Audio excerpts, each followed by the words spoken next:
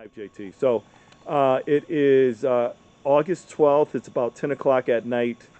I happened to run into JT, who I haven't seen. I think the last interview I did with JT was over a month ago.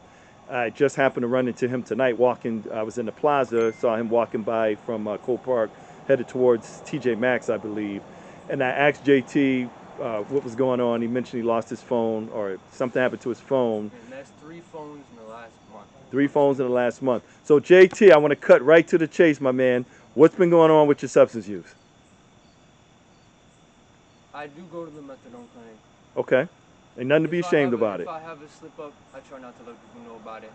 I Okay. don't like people knowing my business. I'm a very, I like, how do I say this?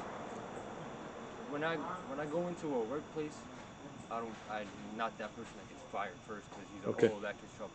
I try to be very presentable. I don't like to be thought of as some druggie. I don't like to be thought Okay. of as Understandable. some random weirdo that chills at Cole Park out of all places. Okay.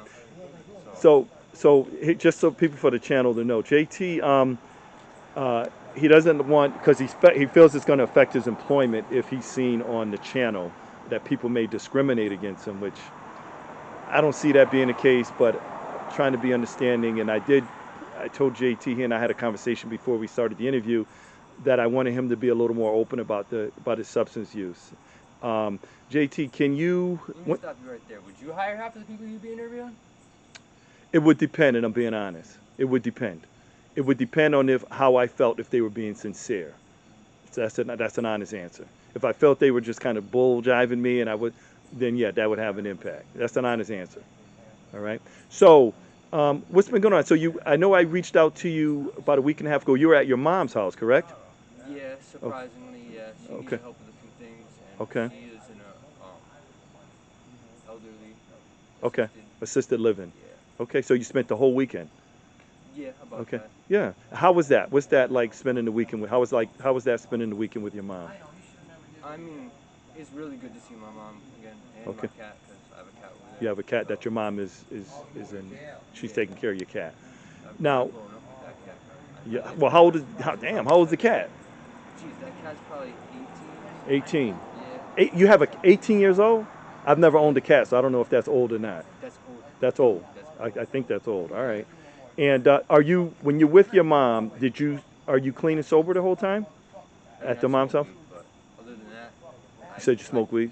yeah, That's it. because I don't. God forbid if I were to do like if I were to slip up, which I don't like to do, Okay. and then like do something outrageous or more than legal. The last person that I would want to see me like that is my mom. Okay. So JT, can I ask you a question? Again, I know it might be getting you out of your comfort zone a little bit. Have you ever overdosed? no, No. Have you ever had any near-death experiences? How many treatment programs have you been in, if any? drug treatment, Yeah, no. none. Now, are you trying to get into treatment? Yes, but more so for a job and a place to stay because I know that I could put Wait a minute. Hold on, JT. Hold on. You're trying to do it to get a job? surprisingly yes, dude. You don't know how hard I've tried to get a job in the last few months.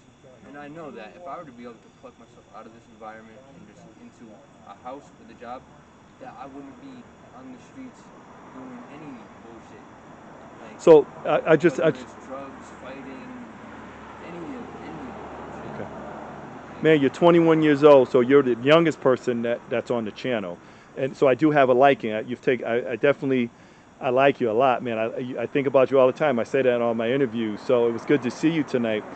But I'm just trying to make it make sense that you feel like you're going to rehab to get a job, unless I'm misunderstanding you. yes, I will. I would, and I feel the reason I'm saying it like that is because I feel like I would.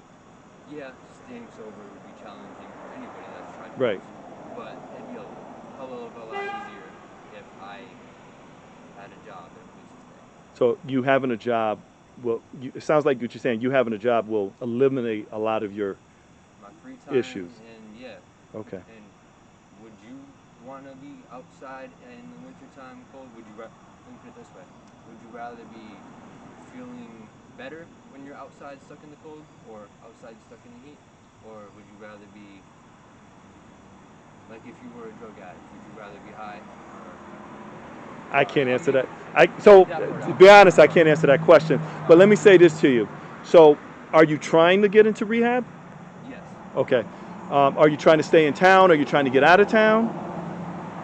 I mean, I'd probably stay closer. Closer. Okay. All right. So the lights have went off. Um, hold on, JT. Definitely edit this. Uh-oh. So basically, we're going to have to move the interview somewhere else and can pick it up. Thank you.